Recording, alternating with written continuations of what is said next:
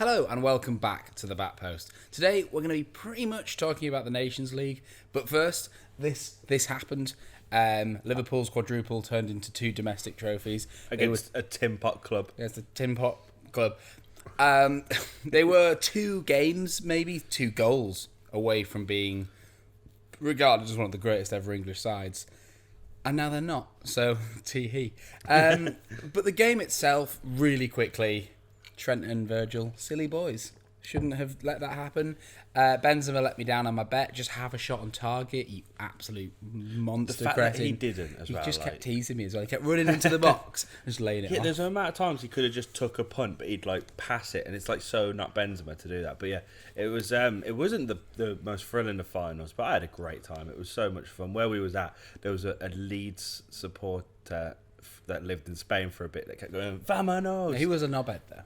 Was he? I thought it was great. He was a weird guy. He was a Leeds If you're fan. watching, you're a weird guy. He was kept going, "Vamonos, Vamonos," and everyone in the bar was a Real Madrid fan. Luckily. Yeah. Bar a few Liverpool About the Liverpool fans. I think, but more importantly than that, that's it. That's the analysis of the game. It's done. We entered quite an interesting discussion with a few people at the pub. Who discussed that that vibe of always supporting an English team in these competitions. Mm-hmm. Obviously, me and Jay thinks that's absolute nonsense. Just so you know, this is Harvey, the 16-year-old dog. He's 16 and a half. Oh, Blair, look at him. He's so old. Bless him. Oh, he's got his little jacket. He's got his little jacket on as well. More importantly, at the pub, we sparked a bit of a discussion. And it was all about supporting an English team in Europe. And me and Jay, and I speak for Jay, think that's utter bollocks. If Madrid are playing Liverpool, I'm a Madridster.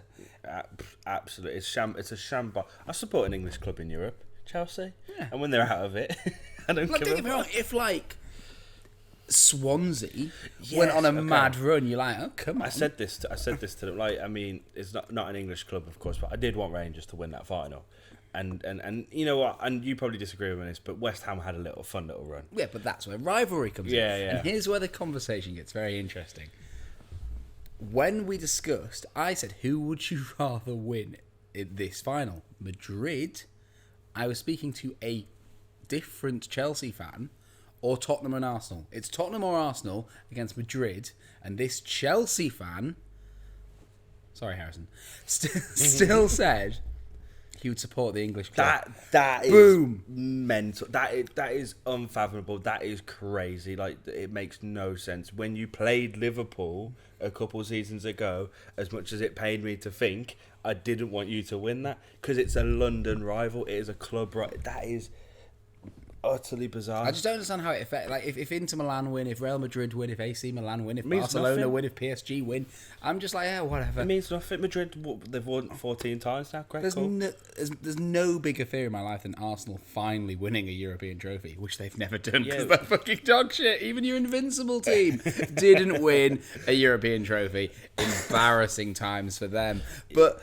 That's what it's about. And it was baffling. And it's just a concept that for us too. And maybe this is because we support Tottenham and Chelsea, and we're an indirect rival to Liverpool. Obviously not this season, but it just didn't compute. Why would you want it to come back to it? Why does that even matter? Well, the fact that it should be coming back to England. You say that it's just because we're maybe bigger clubs, but don't forget that when asking the Birmingham City fan if you'd rather Aston Villa win it over Madrid. That's bizarre. He still picked Aston Villa. Bizarre. Even I don't want Villa to win that fucking final. That's bizarre. What, Terry was still captain? Fuck him. I want to see him cry again.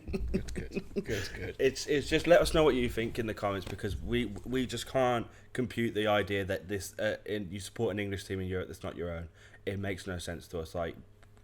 Let us know, please. It's a similar vein of what Newcastle are saying about they will now compete for the title, so we should be yeah. Oh, we should thank them. It's no. If an English team is doing well, it means my English club isn't doing well. If an English team that's not Tottenham is competing for a title, that's another less spot for my team. Yeah. I want my team to do well. That's football. That is football. Biasness, stupidity, and just complete blindness to everything but your football club is football. That's what it's about. You wouldn't have wanted West Ham to win that final, would you? Probably not. No, but I was excited. I like Declan Rice. He had a fun little That's run. why. This is why all of the London teams are shit. Because look at these little friendly London boys. No. I did. Fuck I 'em. said I probably didn't want them to win, but I like Declan Rice. He had a great little time. That was fun, and they went out, and it was quite funny actually when they went out. So yeah. But no, it is mental, and please do let us know what you think. But we'll move on from that because we got the Nations League to talk about, Josh. The big topic coming up now. No, so this is kind of what I want to say about the Nations League, because of course we've got a few games coming up. We've got Hungary, we've got Italy, and we've got Germany. Quite a good group if you ask me. Like, we've got Germany, who are a bit of a rival, Italy Euro final, Hungary horrible cunts. If this was a World Cup or a Euro group, we'd be like, for fuck's sake. Yeah. But because it's a competition you don't give a shit about. Yeah. You're like, hey, let's go. But like for me, and this is why this might be the title of the video, but like why the Nations League is not important but good. It's so much better than playing friendlies. Yeah. And with a big World Cup coming up, which should have been this summer anyway, we should have been looking forward to that. But it's not. It's in the winter. It doesn't feel like. There's one coming up. Doesn't feel like we've had enough of a gap though, does it really? No. I know it's because of COVID. Yeah, but I know we literally haven't. But Yeah. I'm not ready. I'm not ready to hurt again. That's what I mean. But with that coming up, playing teams like Italy, playing teams like Germany, it just means so much more. And I think this tournament it brings that extra fresh bit of life into international football that it desperately needed. Because you love England, you love watching England. I love watching England, and not a lot of football fans in England love watching their national team unless it's a big tournament. But I think this Nations League is bringing a little bit of that spark, a little bit of that magic back to international football. And I think that's good, especially whilst there's a break in football. You know, I think as many of us wanted a break in football, it'll be nice to see some of the England boys competing in big games, a bit of a rivalry. You know, let's try and get a bit of revenge for it. I just think it's fun and it's exciting and it's something to look forward to. Bit more structure as well, because Yeah. like when you're talking about friendlies, you can make a few more subs. Doesn't really matter. Like, come on, score a goal. Let's bring a kid on. Whereas with a bit of a competitive nature, you are starting Jude Bellingham to win a game, rather than just And hopefully this is where I'm gonna sneeze. Sure. Ugh. I stopped doing that during podcast. Hopefully this is sort of like the vibe where Jude Bellingham will cement his starting place, because I believe that's one of our keys to going far in Qatar, is having a big Jude boy in midfield. Yeah, big Jude boy. You see the photo of him and Job and Zidane? No. Yeah, they were all. Oh in the no, same I did. I saw it. Like, Zidane is the third best footballer in this photo. But my main gripe with this Nations League is you already know this, but you pretend you don't for I got this. reasons. But Connor Cody there, Jay. I can see his name. Just there, Connor Cody, right above Harry Maguire. Actually, another person with a poor season. I understand why Harry Maguire's going. He's never let England down. You know, Connor Cody didn't play a single minute in the old Euros, and I like the guy. He seems like a nice, Lovely man. Seems like a nice guy. But I Got a tell great you, laugh.